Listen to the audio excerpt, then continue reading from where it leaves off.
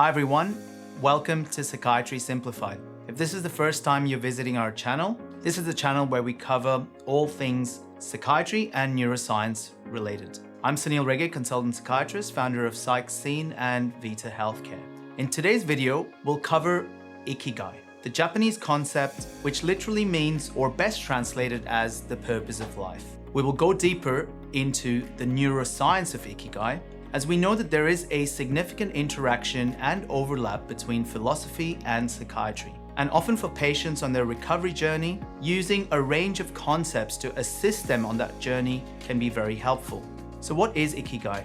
Ikigai is a Japanese concept that literally translates to a reason for being, or one can consider it as a reason for living. So this is what the circular intersections in Ikigai look like.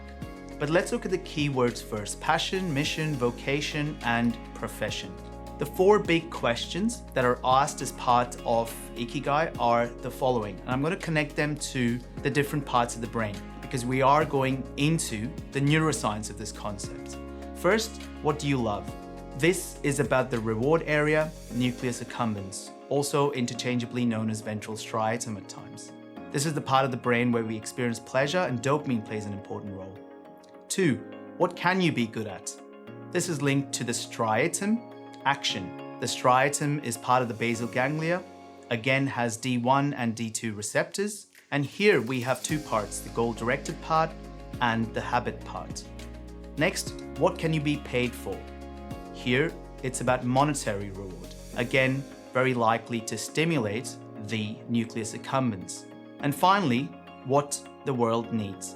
This is linked to social rewards. Again, a very important part of the overall reward pathway. But the bigger picture is that all these questions converge onto action, because in order to find my Ikigai, I have to ask those questions and then test them. I've got to come up with tasks and then put them into motion, and then I'm likely to find out if the task fulfills the Ikigai, so to say, or whether this is something that I'm not passionate about. Ikigai is not a finite point, it's fluid. The way I see it is that most of life is the exclusion of finding out in a way what one is passionate about and what not. How do I know if I'm good at something? I repeat that many times. You get the point. Ikigai is really an unexpected reward that one receives through action. Because the only way I know whether I'm passionate about something or whether I'm good at something is by actually trying it out, is by actually putting a task into action. I often tell a number of younger adults or adolescents when I see them in practice who may be sort of confused about what they want to do, I often say that the only time you really truly know what you want to do is probably much towards the end of life when you've excluded everything by trying. The paradox is that although you've not really found the exact thing early on in life as to what you wanted to do, you've been rewarded with multiple experiences. You've possibly been passionate at various points in your life, but then decided to move on to something else. But the key point here is that you've kept active. So at the end, I'm probably left with the thought, I think I probably wanted to do X because this was something I was passionate about or good at, etc. But I've done so many things that brought me joy at various points and possibly made a difference to many other individuals. So you can see here, action is not really linked to any particular expectation, because as I said earlier, Ikigai is really about finding that unexpected reward, because the unexpected reward then creates a passion and leads further to one wanting to share it with the world, for example, or becoming good at it because you want to do it over and over again. Did I ever think I'd be standing here speaking to you? Never in my wildest dreams did I think I'd be doing that. Through my medical school studies, or even studies prior to that, I became so fascinated with the complexity of the human brain. I started writing, summarizing articles, then set up PsychScene to help other people get through their exams, then set up PsychScene Hub as a free resource, writing many articles, but also realized that I wanted to share things verbally. So started courses to train doctors in psychiatry, helped many health practitioners, and I continue to do so.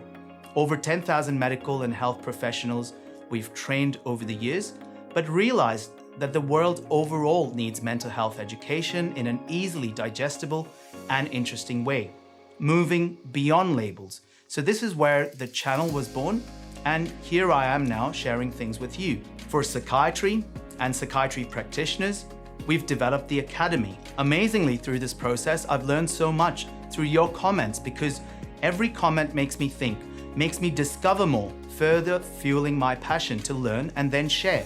This is my Ikigai. Can I define it in words? No, it's the combination of actions that is the Ikigai. With that background, let's get back to the concept of Ikigai and connect it to neuroscience. Why is the focus on action from a neurobiological perspective so important?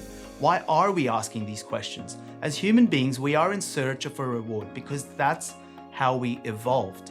And this search for reward is mediated by dopamine. You see, dopamine production evolved around 600 million years ago and initially was responsible for controlling movement in all multicellular organisms. In the initial multicellular organisms, there was only one pathway, which was the excitatory dopamine pathway, essential for movement, focusing on obtaining key things for survival, food, reproduction.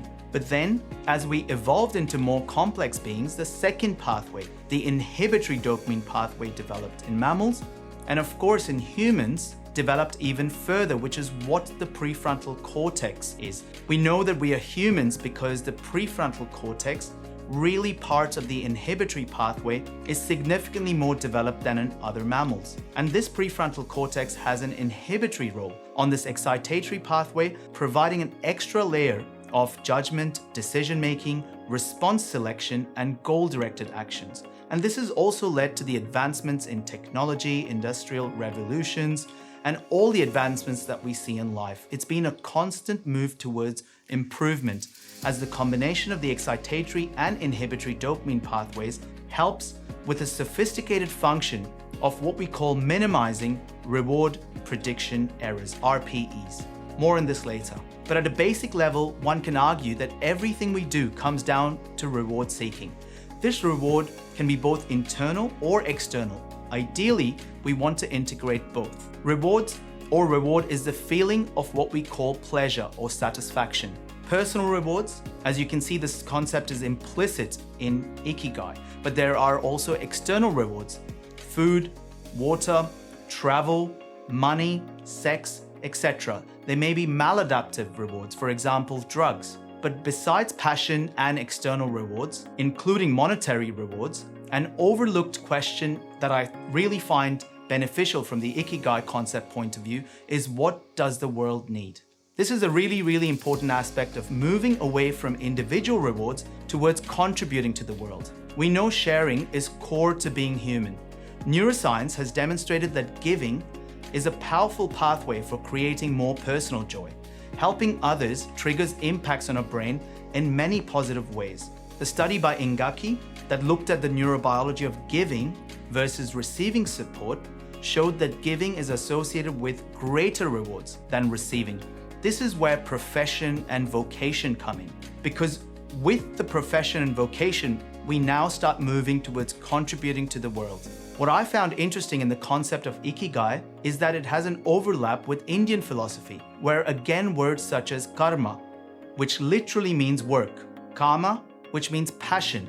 Now, often most individuals will know kama from Kama Sutra, but it doesn't just have the sexual connotation.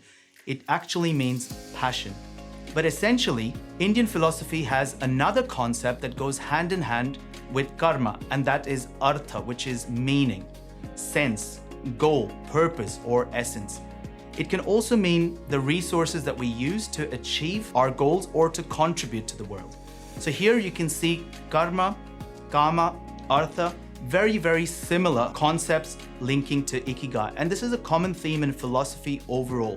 When you try to distill philosophy from various cultures or fields or authors, you often find very common neurobiological underpinnings. Artha, by the way, meaning, is connected to three other aspects and goals of human life from an Indian philosophy perspective. We have dharma, which is really leading a virtuous or moral life. I talked about kama, which was pleasure or sensuality, But then we have moksha, which is liberation, release, self-actualization. If you think about this from a Maslow's perspective, self-actualization lies right at the top, which is moksha.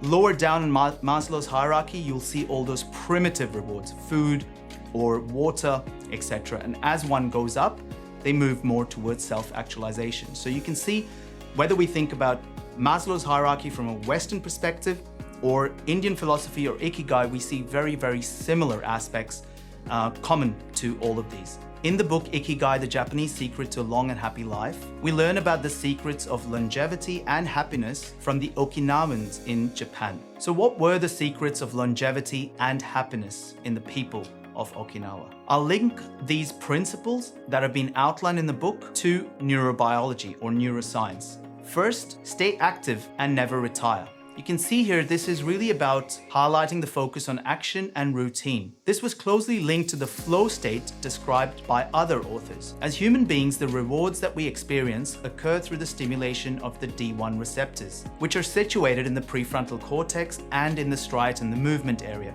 But these D1 receptors require very high extracellular levels of dopamine to be stimulated.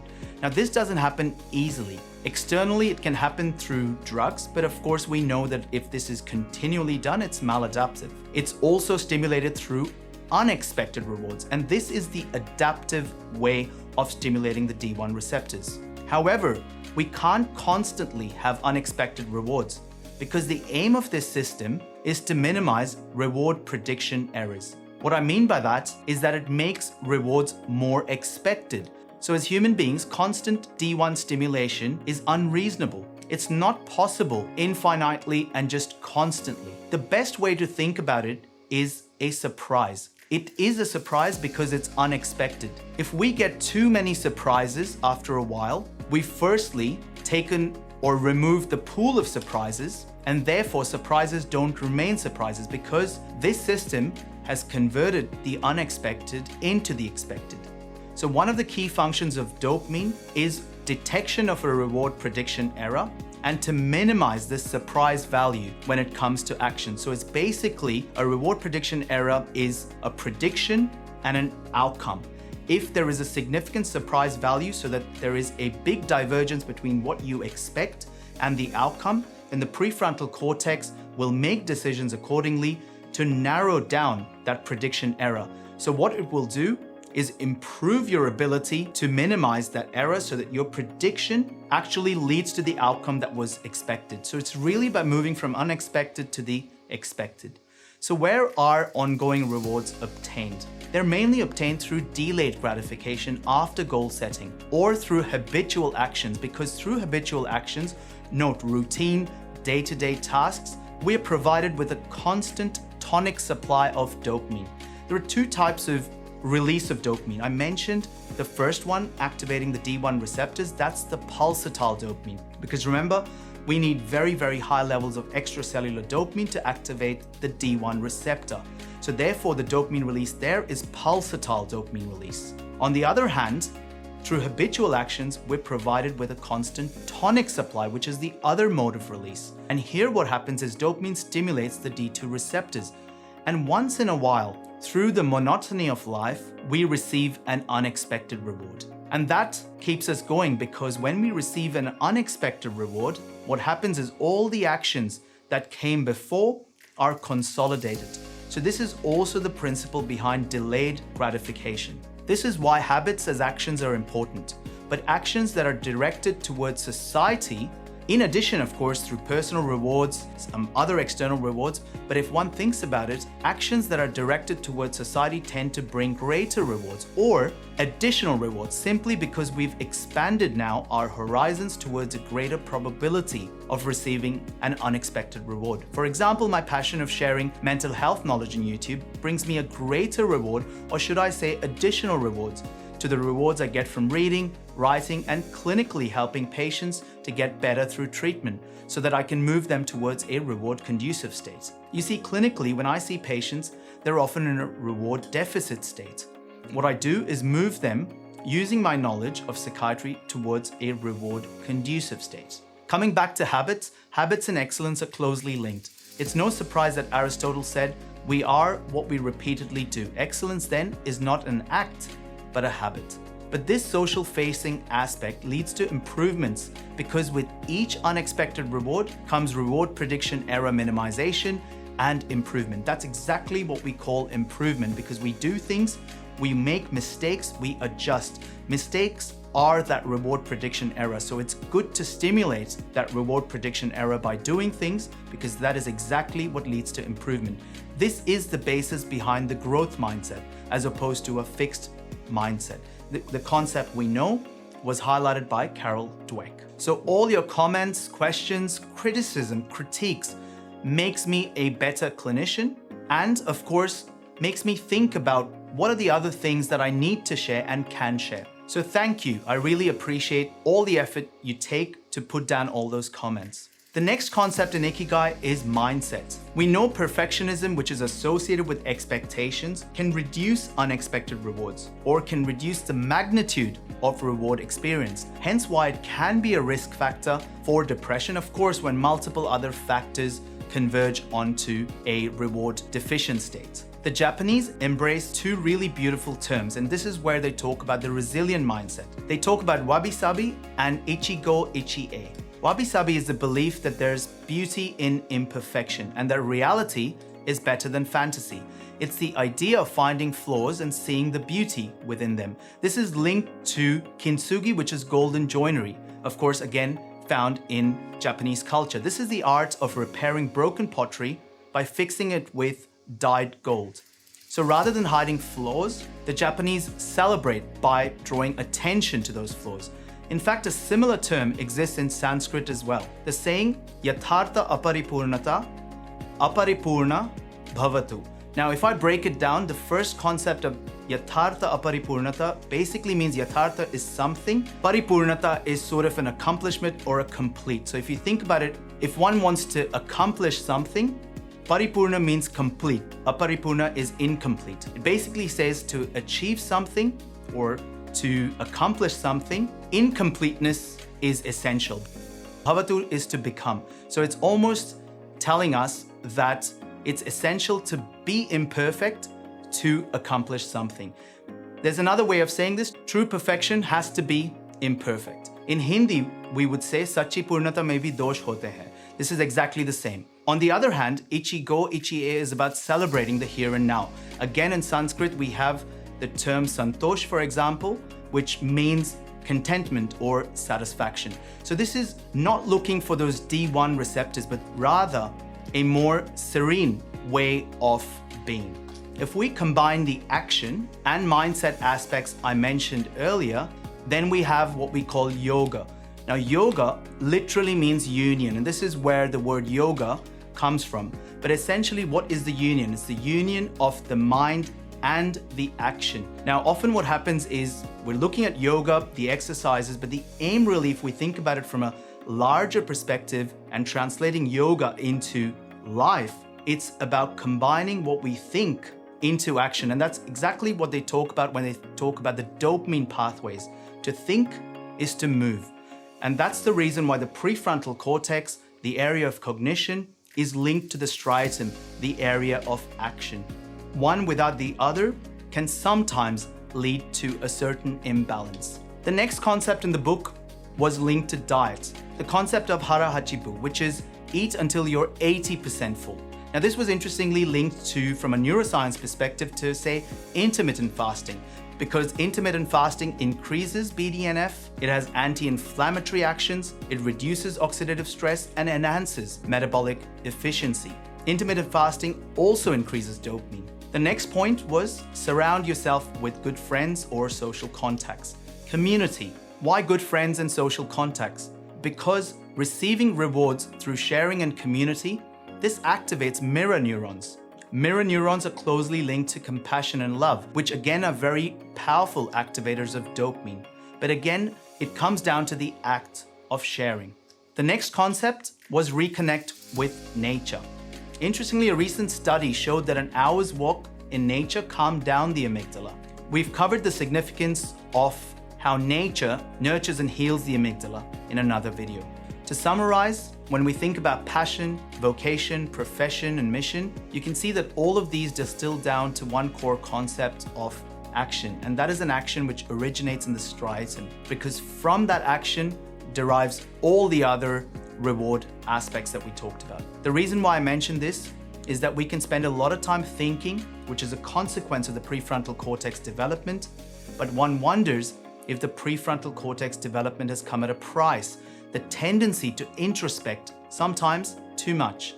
One can spend a lot of time thinking and asking questions, but unless the striatum, the goal-directed part, the habit part is activated, it's very difficult to achieve rewards.